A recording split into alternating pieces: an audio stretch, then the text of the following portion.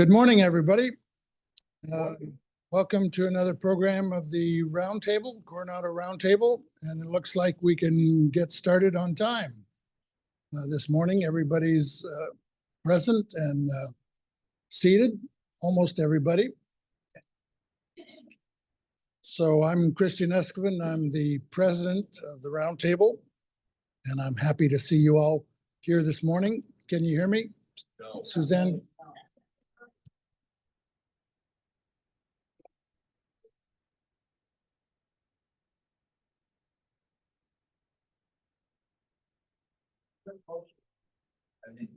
It wasn't on. Can you hear me now? Okay. So, yes, I'm Christian Escoven, and welcome all to the Coronado Roundtable. And we have a great program for you today, as we usually do. So, before we get started, if you could please stand, and we'll have the Pledge of Allegiance. I pledge allegiance to the flag of the United States of America and to the republic for which it stands, one nation, under God, indivisible, with liberty and justice for all.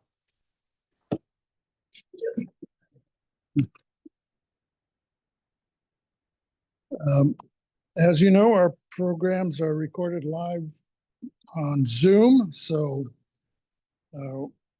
we'd like to thank the Coronado Public Library for its service to us and its staff for continuing to provide that very welcome public service for the community.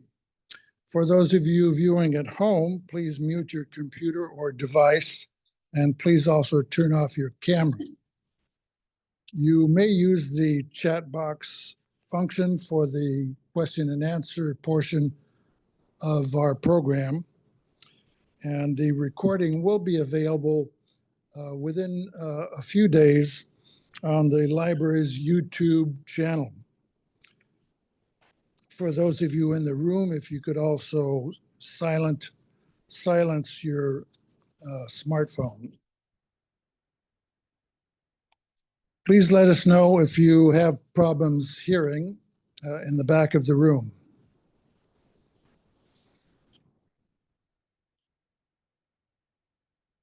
We have an exciting program this morning featuring our speakers. The noted speaker will be Alex Altomare from San Diego State University.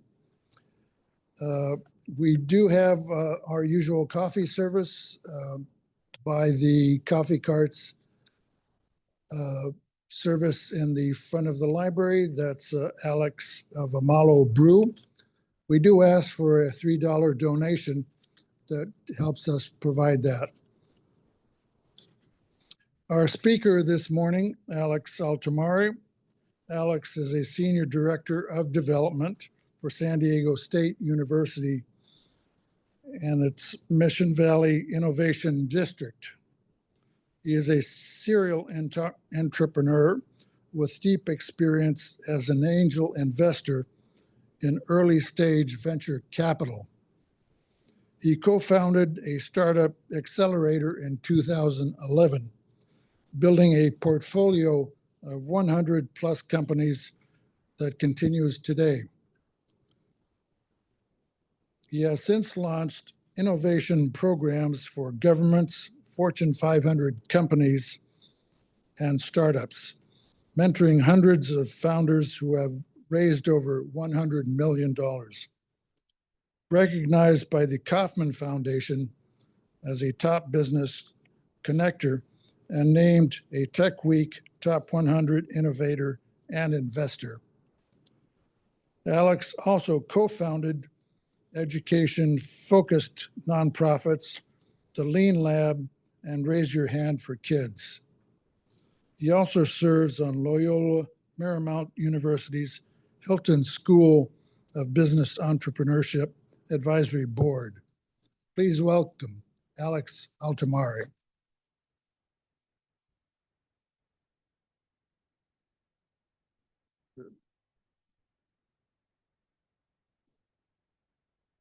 All right. Hi, everyone.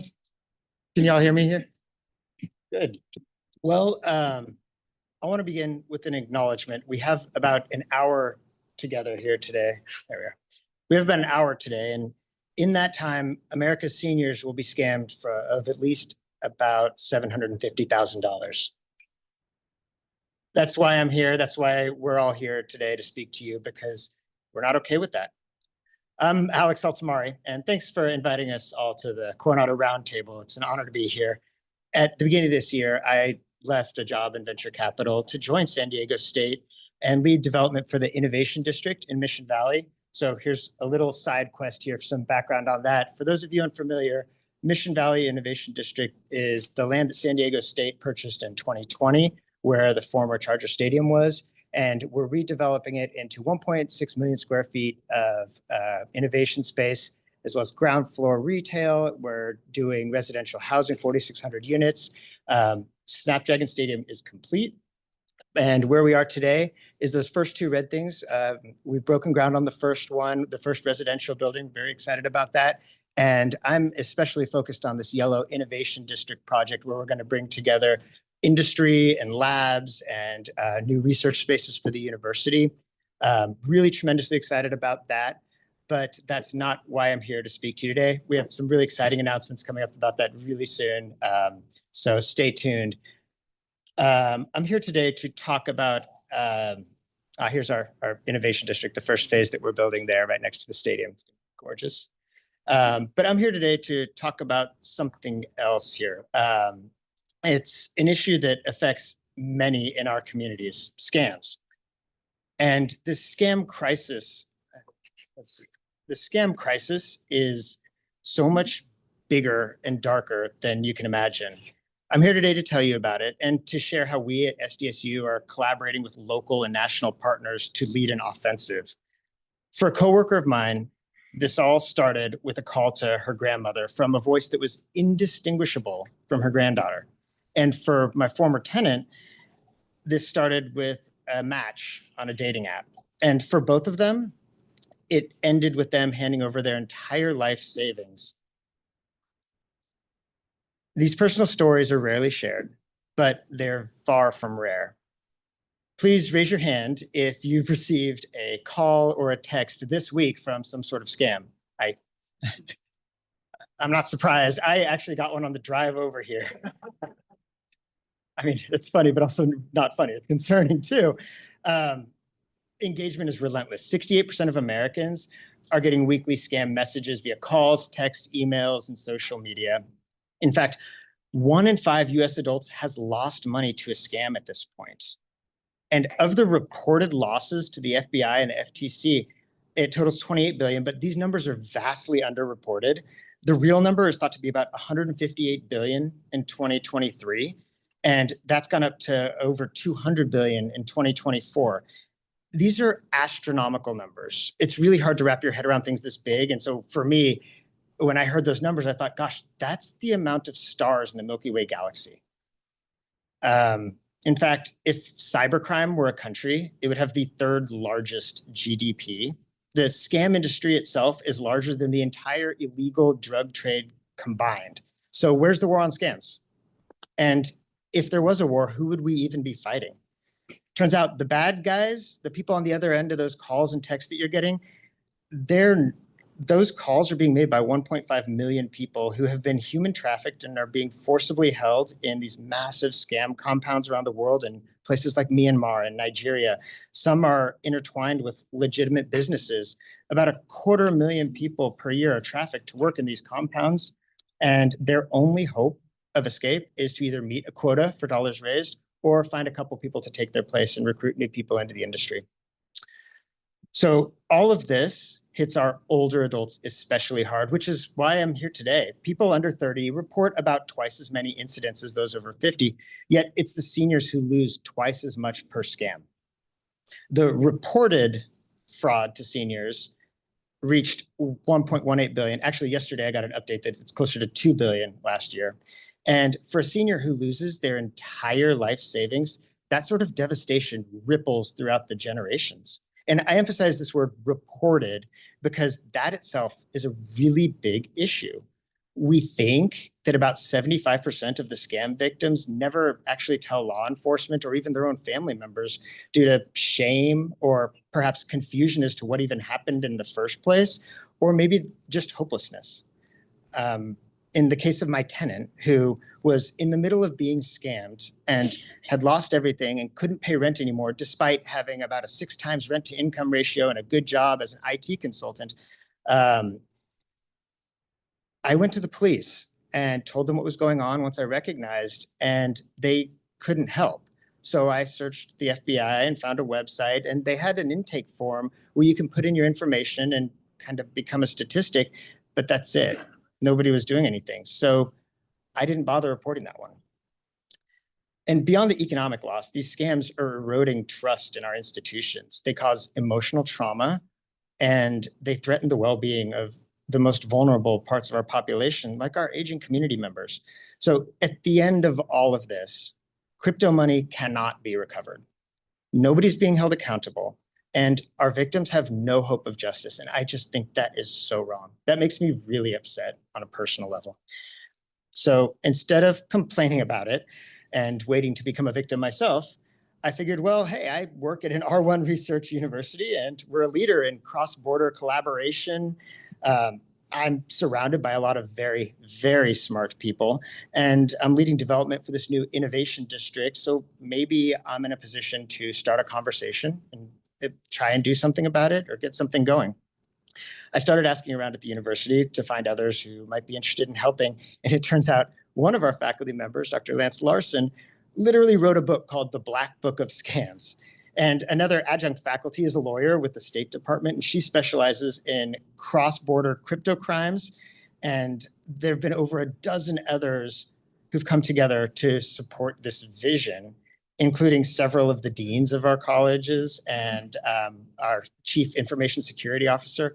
All of them voluntarily in their free time stepped up and just said, I don't know what this is, but I want to be part of the solution and I wanted to help. So then I began to look beyond SDSU for collaborators, and serendipitously, right here in our own backyard, I discovered a firm called the National Elder Fraud Coordination Center. It's based here in San Diego, and it's led by former FBI agent Brady Finta. He's backed by these corporate Goliaths, AARP, Amazon, Google, Walmart, Meta's now on there, and that list continues to grow. And all of them are taking all of their fraud cases and sending them directly to NEFC. And NEFC's purpose is to take them and aggregate them and build massive cases against people so that we can actually prosecute and do something about that. Serendipitously lives right here in San Diego. And so this was almost meant to be at that point.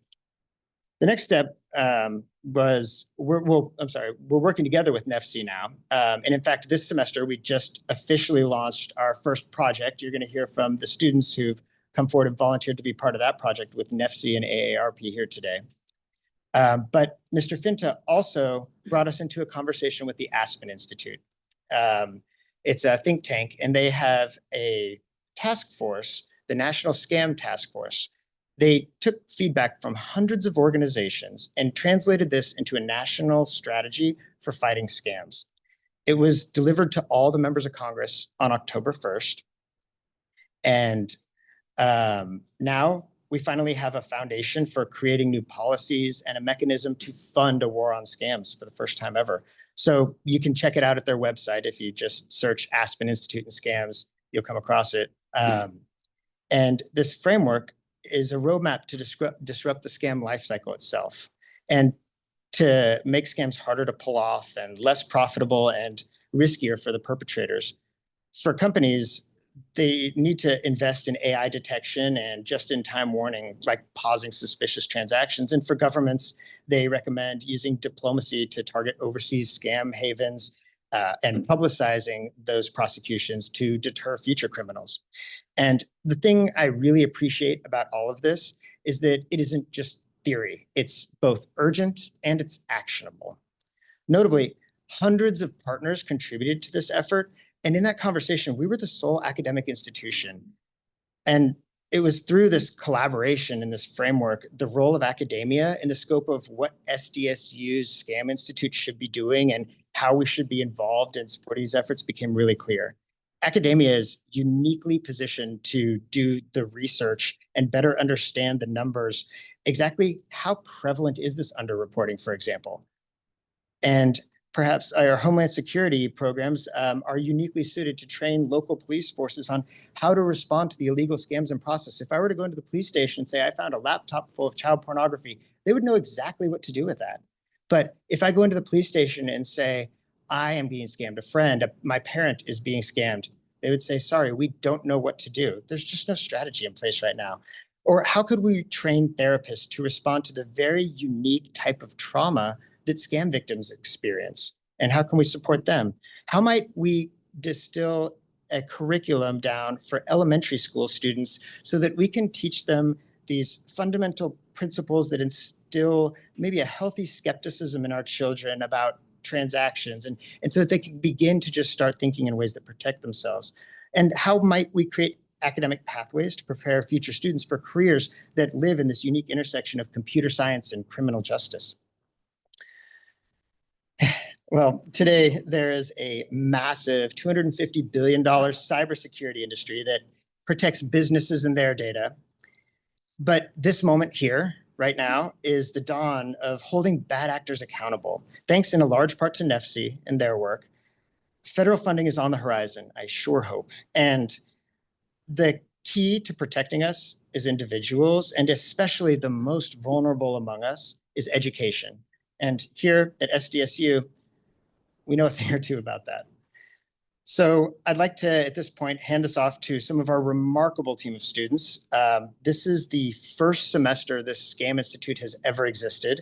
And as part of our partnership with NEFC, which just began, this group of students stepped up and they all just said, I want to be involved. They didn't know what they signed up for. And if I'm being totally honest, neither did I, because we're inventing this as we go. But we all shared that same passion that we just want to do something to help because this is all so wrong. So with that, who's up?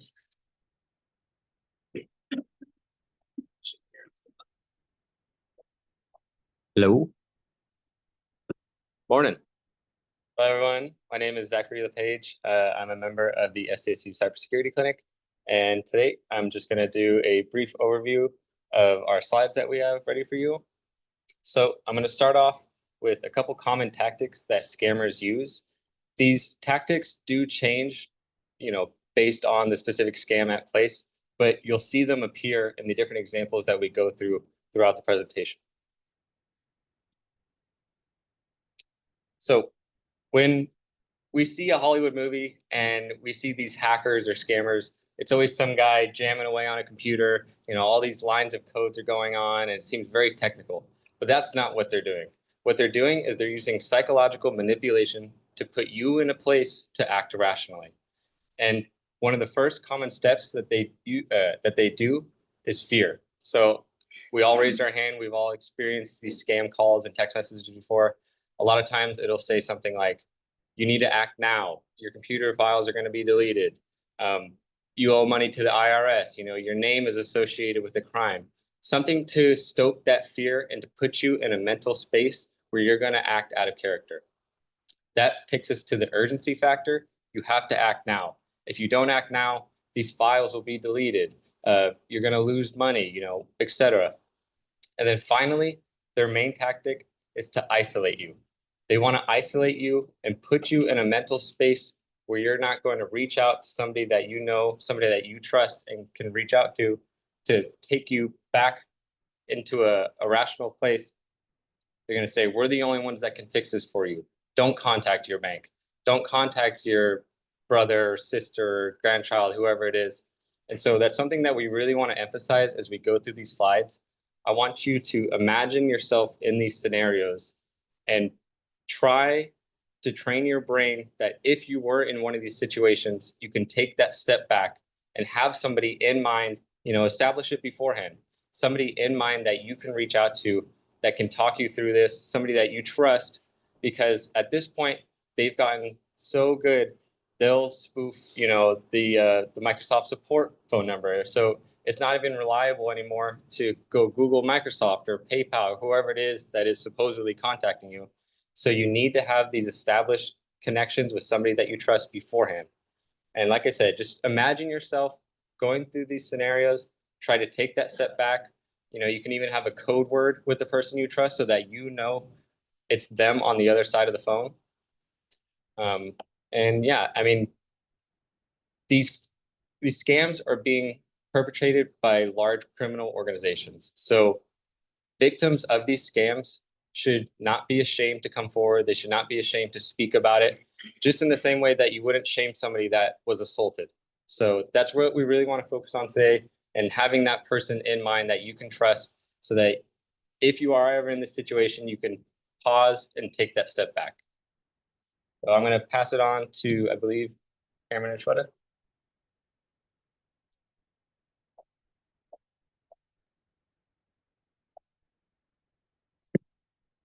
Good morning, everyone. My name's Cameron Villalobos. I'm a member of the Cybersecurity Student Clinic as well. And today what we're going to be talking about is the grandparent scam. I like to talk about this topic because unfortunately it's affecting many of our loved ones, our older loved ones. The scam preys on trust, family connections, and emotions. It's designed to make someone act quickly and without understanding what's going on, and under pressure and in the moment, just reacting on that. Recognizing it can help us protect ourselves and our families and our loved ones for the future, keeping our money in our hands, not to the wrong people. We're going to be talking about a few scenarios where this has happened, personal stories, if you'd like to. Thank you, Cameron. Good morning, everyone. My name is Shweta Chauhan, and I am also in the cyber clinic, and my major is cybersecurity management. And it's amazing to meet you all here. Oh, how about now? Now? Okay, sorry about that. But yeah, it's nice to be speaking about this, as we know it's really important. I'd like to tell you a story of my own grandma who faced this, and someone, a scammer, called them with an unknown number saying that it's me, my name is Shweta, and I need money. And at that time, at that moment, my grandma was like, oh, is that really her? And but then she realized that my daughter has taught me something, that pause in that moment, think that I would never call from an unknown number. I would always use FaceTime. Is everyone aware what FaceTime is? So FaceTime audio or FaceTime video as well. And it would never be from an unknown number. So at that time, she was able to pause and cut the call and call me back. And she had a huge relief saying, oh, you're safe. I did not know you were safe. I was so worried about that. She was almost about to cry, but that's a very interesting story, and also something we can learn from, that you should not be embarrassed. Even I get scammed nowadays. So it's not just elder people, it's all humans on the planet that are getting scammed. And I think I should just tell you one thing, that remember, a scammer can fake a voice, but they cannot fake a family. That's all. And as Zach said, you should always have a code word, be it anything, be it something funny, something weird like poop, or something like that. Always have a code word, and only your family should know. Do not spread it outside your family. And I would like to pass it to Cameron for another story. Thank you. Hello. So another story I actually have is my grandma was called from Texas prison, because I just went to college that same year, and she got a phone call saying that I was in prison for possession of marijuana in Texas while I'm in San Diego at college. And I just always remember to tell her beforehand to always call me beforehand, because I would never do such a thing, something like that. We're in California, we don't associate with that kind of stuff. But yeah, so my grandma called me, and then she was freaking out on the phone. She's like, Cameron, are you okay? You okay? Because the people at the prison were imitating me, saying, oh, I'm your grandson, and I'm in jail. I need you to immediately send me money so I can get out of jail. Otherwise, they're going to take me to prison. Please help. And so this fear put pressure on my grandma, but she knew to immediately pause, take a step back, and call me right away. So she called me and let me know, and I told her everything was fine, relax, calm down. I'm in California still, in San Diego State. I'm not in Texas, in prison. So that really calmed her down. And just to always have someone to call and a safe contact is always important to have. And I just want to express that to everyone because it'll really save you and save families and loved ones. Thank you. And passing it on to Rachel for our next topic. Thank you. Excuse me, can you use that handheld because there's some people back here that cannot hear. All right, yeah, sure thing. Do you just want me to take it off the mic? Yeah. Or is it, all right, excellent. Can everyone hear me now? No? Close your mouth. It's not on. Yeah. Test it right now. Can everyone hear me? There. Can everyone hear me now? Excellent. All right. Good morning, everyone. My name is Rachel Thomas. I'm a third-year student studying information systems at San Diego State. And today I wanted to approach talking about the romance scam, also known as pick butchering. And I wanted to start off with a statistic that might blow your minds a little bit. So apparently 1 in 20 Americans that fall for this type of romance scam report it to an agency. And the thing is, this number is so low because 1 in 20 Americans is already a lot of people that are experiencing this type of scam, but only a small amount report it. And this number is so low because this scam typically causes embarrassment. And I think you guys can predict why, because if you're falling for some type of, you are starting to tell your friends or family about someone that you've met online, and it kind of pans out into a little bit of a suspicious way, it's not typically the best story that you want to spread about yourself. But unfortunately, not reporting these type of scams just leave millions of other Americans vulnerable to it.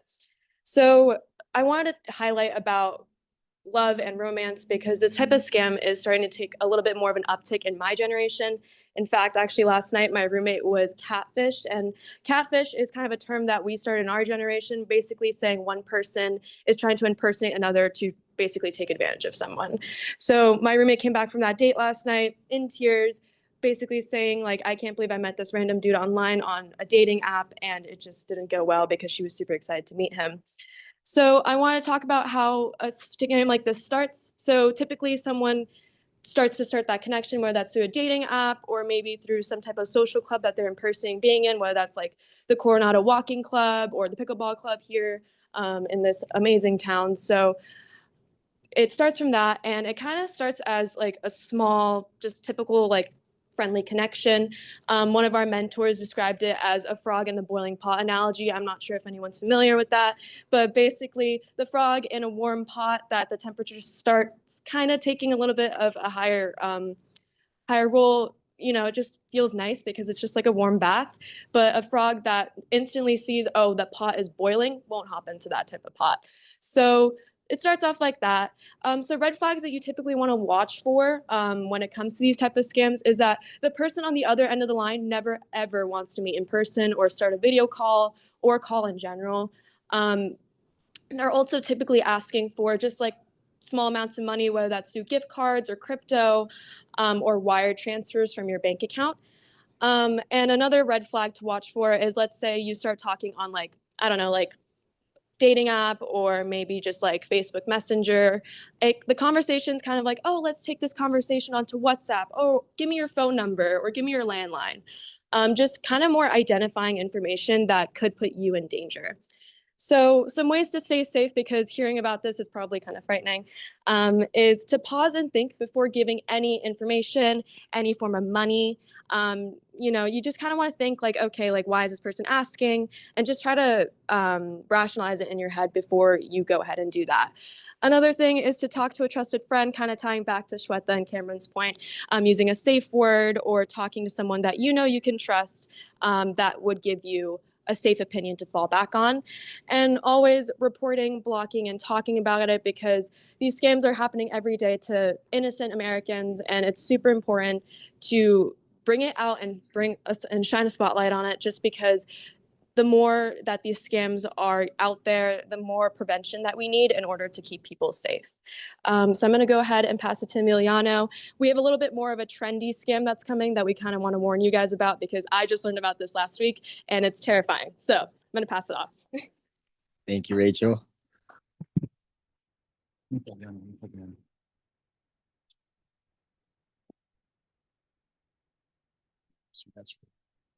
that has to be green.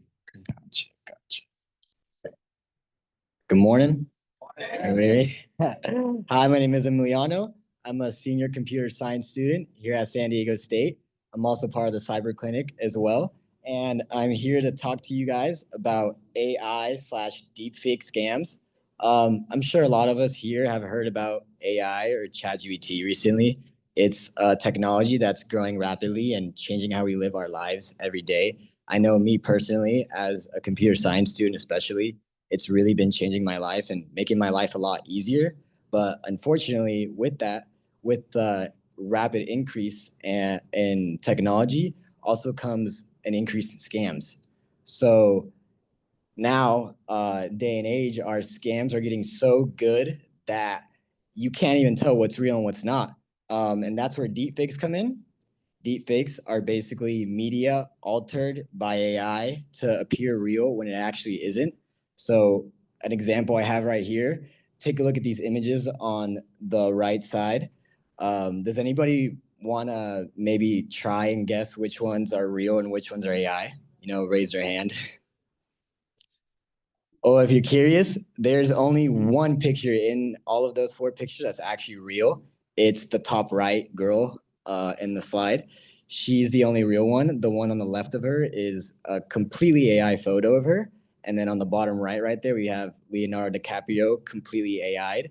And on the left, that girl actually doesn't exist at all. So it's pretty scary things in my opinion.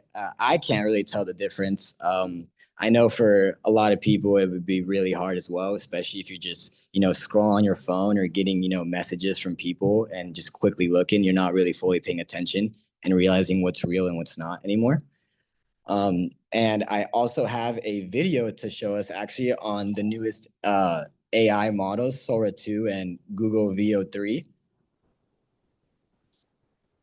I wanted to make another video about potential dangers of believable AI video.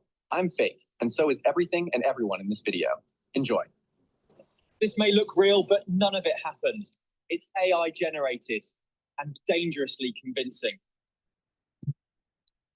Much like when I tell people about sun-dried grapes, this video is all about raisin awareness. Now, these creatures do not have to worry about AI video because, of course, they are fake. I'm also fake. Get ready for a flood of fake videos trying to make you believe certain things or feel a certain way.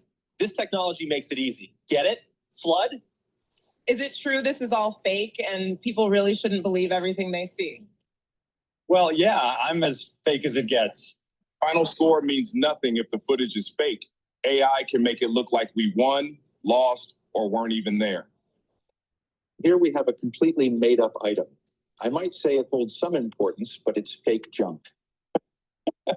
Just like me. Welcome back to the program. Yeah. Oh. Sorry, I think I'm having a little difficulty with the mic again. But as you guys can see, it's pretty scary things in my opinion.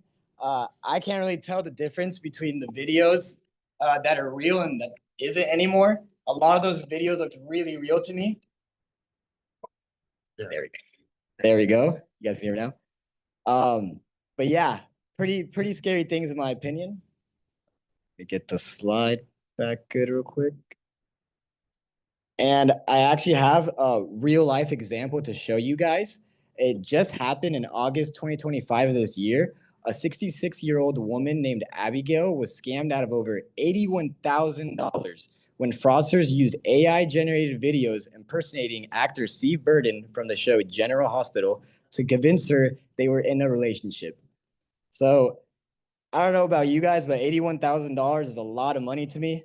And she even sold her condo that was worth $350,000, and that just sounds insane to me. Sorry, I think some technical difficulties again, but I'll go ahead and show you guys the news video that was posted on YouTube about her. She's gonna give you. This one keeps going. Yeah. Hello, hello. You. Hello, hello. Authorities investigating a stunning scam. Woman allegedly swindled out of more than $80,000 through fake AI generated videos of General Hospital star Steve Burton. The story was first reported by our LA station KABC, and Chief National Correspondent Matt Gutman is in Los Angeles with more. Matt, this one is chilling. And it's chilling, Rachel, for a couple of reasons. Investigators believe that if the scam had been allowed to go on longer, it might have cost this woman over $400,000. Also chilling because the deepfake General Hospital star Steve Burton looked and sounded so authentic that he managed to convince the victim to send over tens of thousands of dollars in actual cash and gift cards, even Bitcoin. Does it ever feel a little bit familiar? This morning, authorities are investigating a shocking scam using the AI-generated likeness of General Hospital star Steve Burton. Hello, Abigail. I love you so much, darling. I had to make this video to make you happy, my love. Vivian Ruvalcava says her mother, Abigail, believed she was in.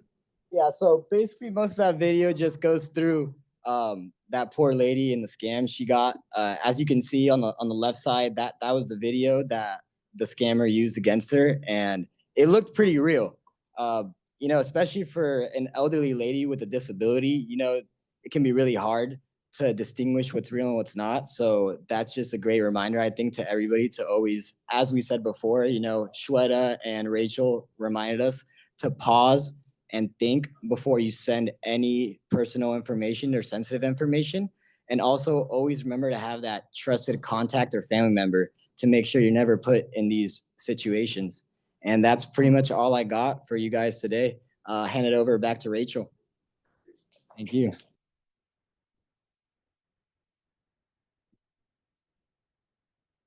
All right, hopefully this mic doesn't fail me this time. So I want to highlight some support and report resources just because hearing all this information is pretty daunting, but you know, there are ways that you can reach out and get help if you are ever find yourself in this situation or if you know someone that's ever in this situation. And the reason why I want to highlight there's a difference between support and report. So the support resources are typically ones that will do the hand holding, that will be there for you and walk you through every step of the way in order to recover from some type of scam, as opposed to a report resource, which kind of just takes your information in and connects it to broader crime. So one of those support resources there is the Identity Theft and Theft Resource Center. So let's say someone stole your information, stole your money, any of those things. They have 24-hour support, people working around the clock that can help you. They have a checklist that they will help you go through in order to protect yourself and to defend yourself from scams going forward, and also how to recover from the one that you've experienced already. They can also go to your house for physical assistance if you ever need help with that.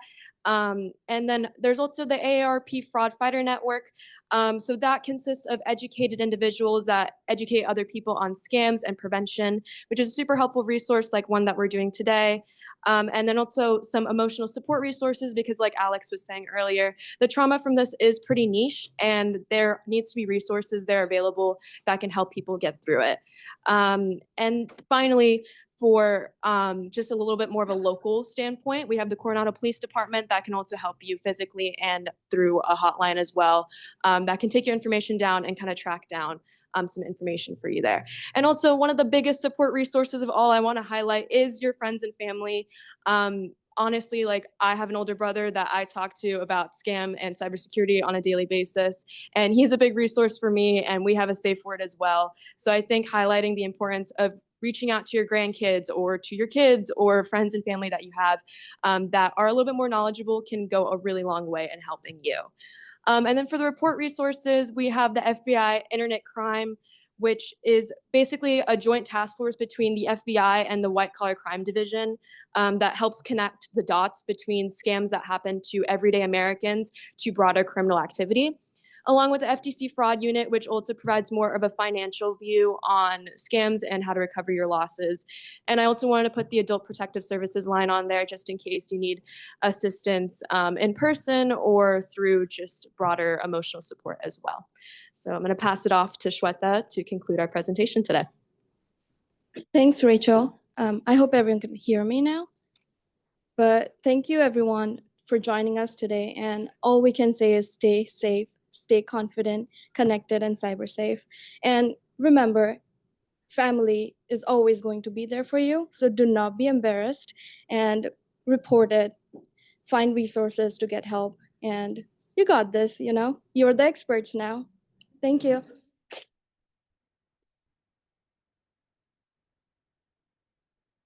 Thank you all so much. Just to wrap this up, I'm optimistic, and I hope you all are too, because at the end of the day, one thing, if you could take away from all this, I hope you learned a lot from them. I certainly did, but is civic connections and community. That's what they're weaponizing. That's what's being used against us, is our trust. They're isolating people and making them panic. And in that panic, that's when people can act. So just by simply being here today, the sense of community we have here on Coronado is incredible. You're already so far ahead. Lean into that and connect and trust each other would be the one biggest takeaway I have.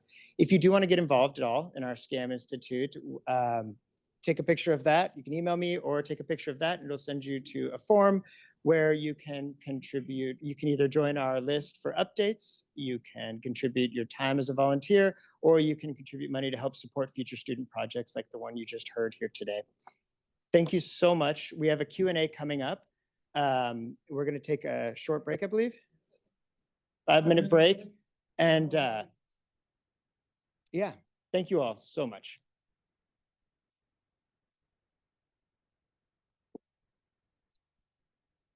Thank you very much, Alex. Again, 5-minute break, and then we'll have the question and answer period.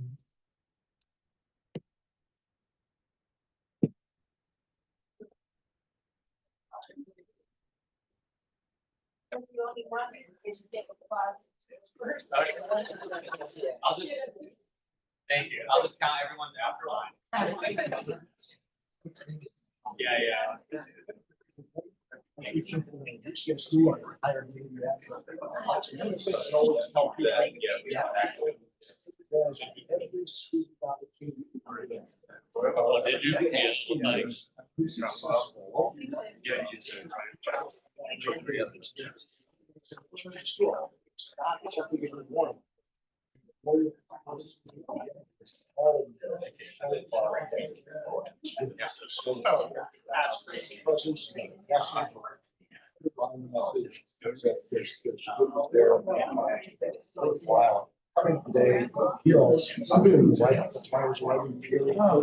Well, especially to have tech talent and tech mind who are not afraid to get this. Thank you so much. Really nicely done.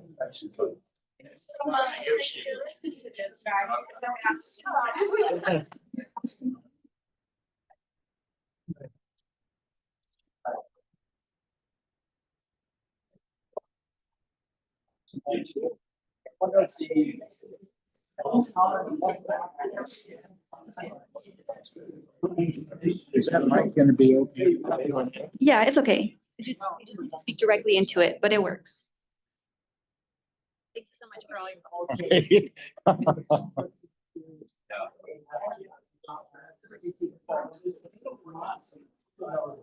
Right. Yeah.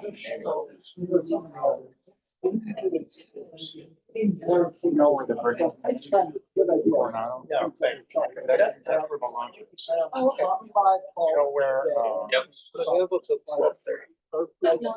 Yeah. And now they use our area code too. They disguise it. We stay 8 by 8 or 6 by 9. So you just get interested. Yeah, one thing I meant to mention. Yeah. A couple of us were in tech support. And like, if we get fired. So, if you ever feel like being rushed to do something, that's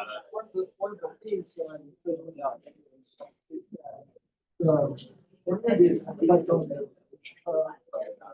Alex. Alex has to leave at 12:30.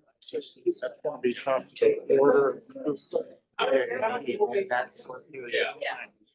So he's okay to not eat, but he could be with us until 12:30. Stay here or they're going Go to the break. Now you get the rest of it. I mean, I can call the manager and cancel if you want me to cancel. Cancel? Oh, okay. So I'll find something. Okay, all right.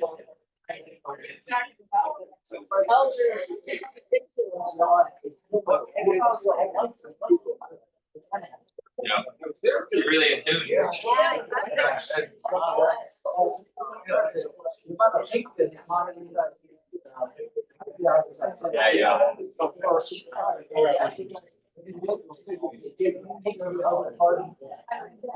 Turn up the projector light on.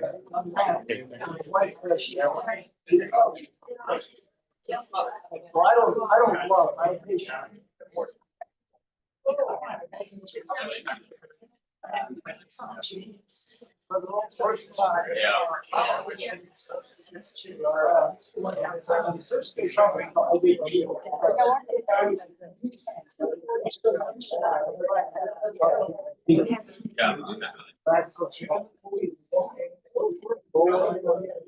They generally give me an election.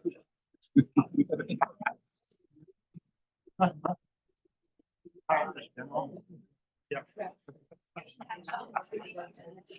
He has some captivating. Hey, Steve, I just told Christian the general has the students captivated. It's amazing that these kids. Yeah. Because it's all semantics. You know, There's a lot of technical issues that we're.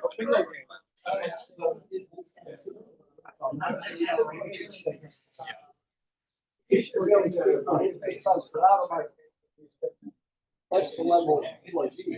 Develop a command level word. Have a command word. Great job. Thank you. yeah. I want to tell you, I have a great. He helped us find what couple places in Coronado. He always has wonderful patience. We didn't know what the hell they were doing. So, but, thank you. Steve. Yeah, you'll like hear this. I went over here and went to him, I was telling the students. He's telling them how to be good speakers and how to command voice. Like, Okay. He's probably not gonna eat because he has to leave by 12:30. So I'll take it. I'll get it back. okay, thank you. Okay. Ready? Yeah, I really like that.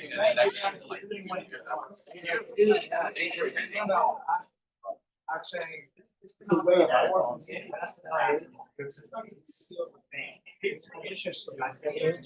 start.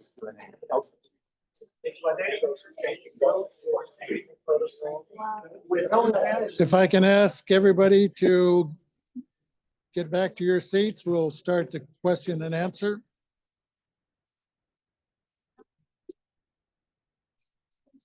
Yeah, it's on. Let's give that to Alex.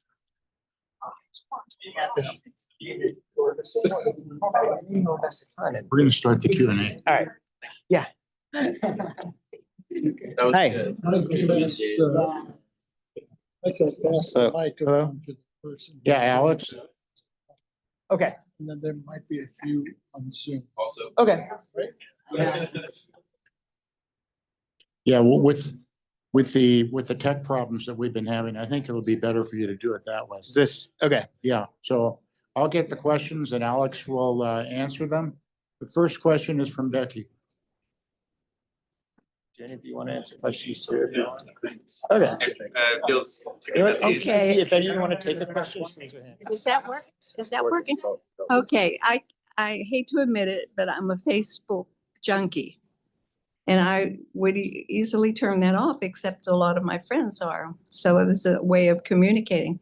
But they have a lot of AI articles and a lot of things for sale, that there's a scheme.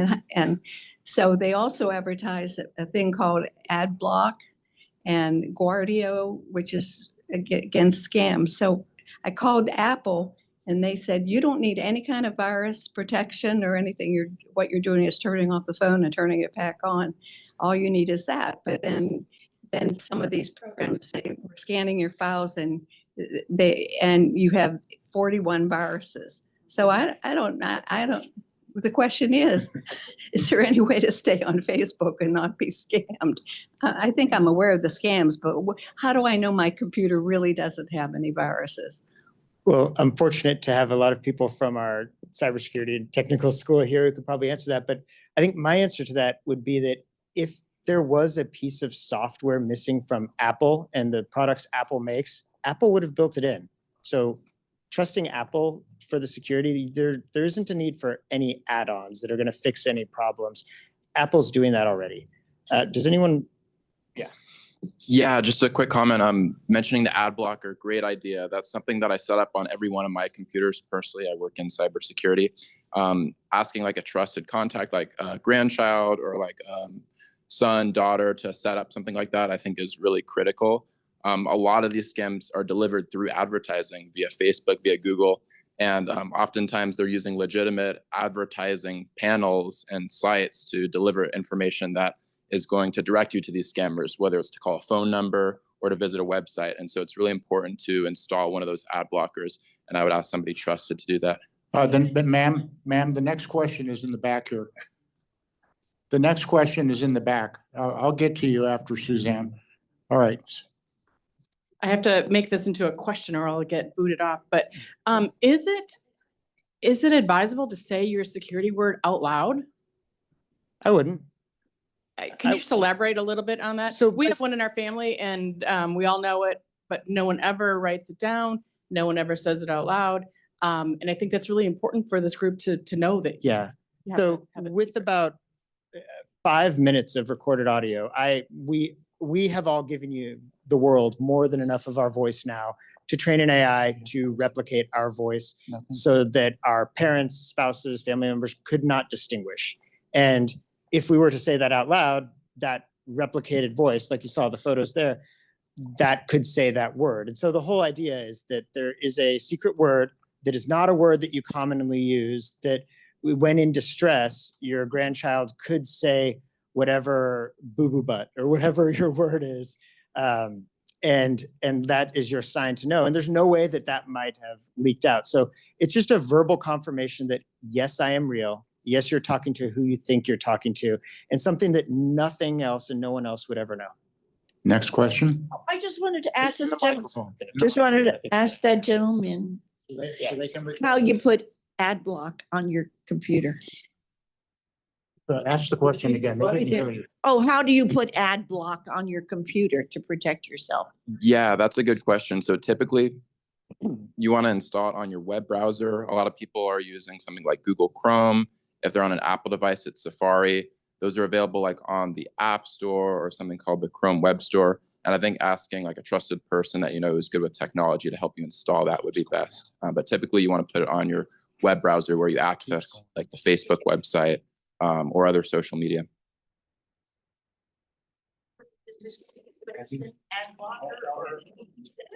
Yes, but the thing that tends to happen is oftentimes advertisements will come up for malicious software that's designed to steal your information or like perpetuate a scam. So that's why I say it's important to reach out to somebody you trust to help you install that ad blocker and also antivirus. But it's my observation that oftentimes most of these scams and malicious activity happen through advertising rather than another method.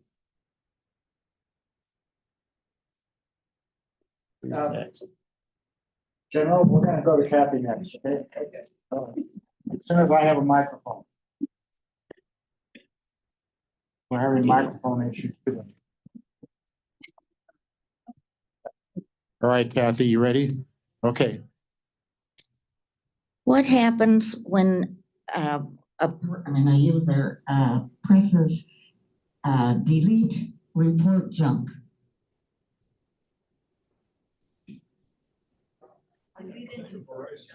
I don't know. I hope, well, I would, does anyone have a better guess? Hello. So I don't know the specific one that you're talking about, but the thing that's unfortunate with these scams is they're ever evolving. So it's hard to give concrete advice on any one particular set of, delete files or even, clear my computer or anything of the circumstances. So unfortunately, what we find is best is to just have a sense of skepticism for every piece of technology that you're interacting with. If it's too good to be true, it probably is. Like, there's a reason these sayings are what they are. So if someone's offering you $500 out of nowhere, it's probably too good to be true, right? So, sorry, I don't know if I'm answering your question directly, but again, it's just hard to give direct advice just because, we all have different types of phones. We have Apples, there's Androids. Some of us may log on to Facebook with like an iPad or computers. So there's a lot of different tactics that they can try to use to infiltrate, our security. So having that mindset of being skeptical and being wary of things that are too good to be true, or somebody reaching out that hasn't in a long time, being aware of these things, I think, is more important than being aware of the specific tactics of any one particular technology or scam. So hopefully that answers your question. Yeah, sorry. Okay, the next question is right here. Steve. I'll add one last thing to that is that to underscore just how rapidly this is innovating, our budget for all universities from the federal government receives about $50 billion a year that drives America's innovation ecosystem, all university research. And their budget, as you saw, they're bringing in 150, 200 billion per year to fund their innovation. So all of our country's academia combined is a fraction of what they have to innovate and iterate. So yeah, I mean, it's constantly going to be evolving. And so just simply being aware, I don't want to stoke fear that any one thing is bad and certainly no one thing's going to change things. That's why our emphasis is on those human connections and not letting them prey on our emotional reactions to things. Next question, RG. Thank you very much. Extremely important topic and very well done. I have some examples. Telephone call or email. Question. What are the tactics to identify? Say a little bit more about the tactics to identify scams, either telephone or internet. Do you want to?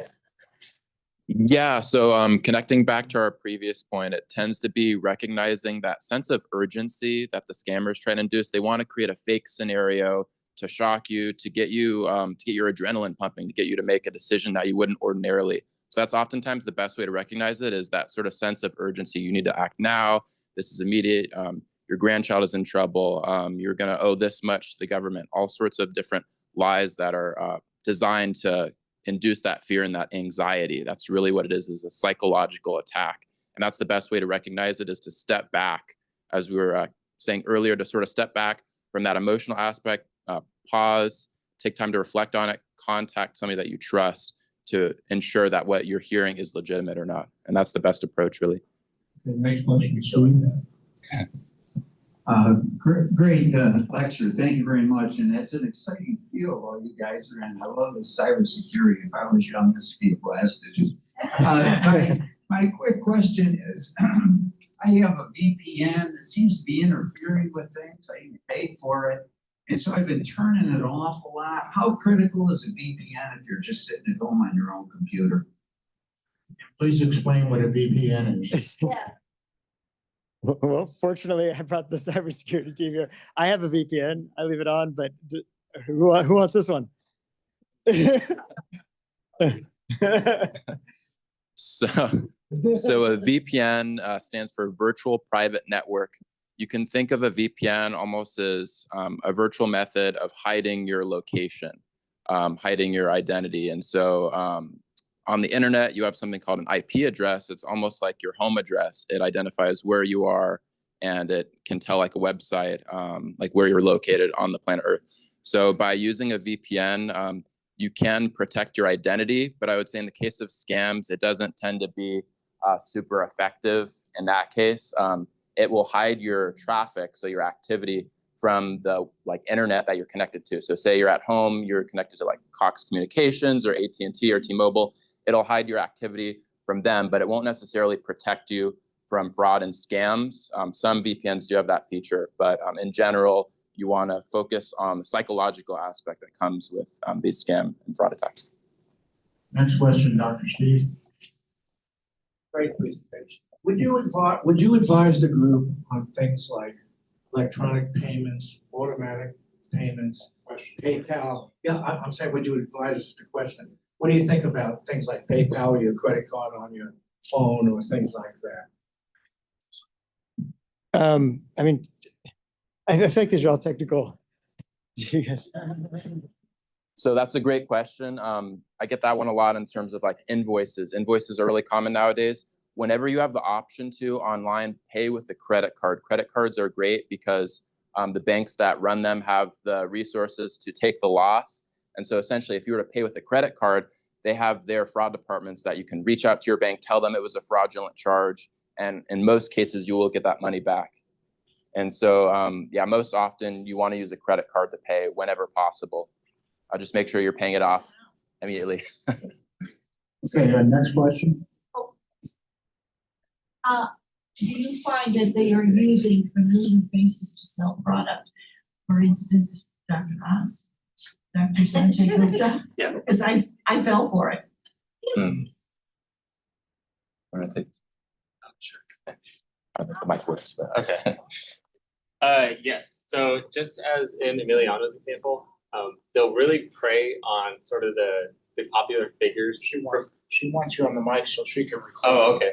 Gotcha. Hello. So they're really going to prey, or I'm sorry, they're really going to emulate people that are popular for whatever demographic they're targeting. So if they were trying to scam, say, one of us, or I'll just use myself as an example, they may try to emulate, I don't know, a famous rapper or like a famous football player. Those are things I'm really interested in, right?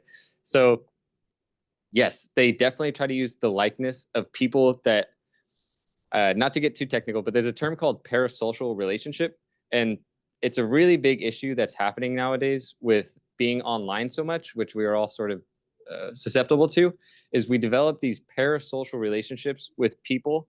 Basically means we feel like we know this person, but we don't. So just because I sit behind a screen all day and maybe I know where someone's born, or I know their age, or, I listen to them on a podcast, or I watch them on a TV show, I don't actually know that person, but I'm now, like, mentally, I'm now inclined to believe that they are my friend and that I trust them. So they will use that against you because they know that these figures have these special places in people's minds. So yes, they will 100% use people's likeness. Just in the same way that we feel an emotional connection when maybe like an actress dies, we feel sad, and even though we didn't know them personally, because we associate those emotions as if they were our friend, that is what they're targeting. Final question, Becky.